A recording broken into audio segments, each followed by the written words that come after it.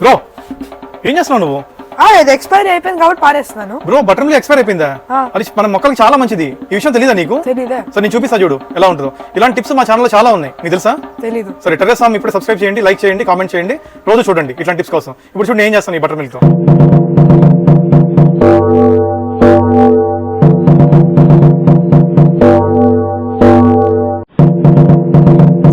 Hi friends, ఎలా ఉన్నారు అందరూ? ఇప్పుడు నిన్ను స్ప్రే చేసేది బటర్ మిల్క్ అండి, పుల్లటి పెరుగుతో చేసిన మజ్జిగ. ఇది మొక్కలకి ఎలా ఉపయోగపడుతుందంటే ఇది ఒక ఇన్సెక్టిసైడ్గా ఫంగిసైడ్గా పనిచేస్తుంది. సో ఇన్ని రోజులు నిల్వ ఉంటే అంత పనితనం ఎక్కువ ఉంటుందండి. సో మీకు మొక్కలకు ఉన్న చీడ పీడ.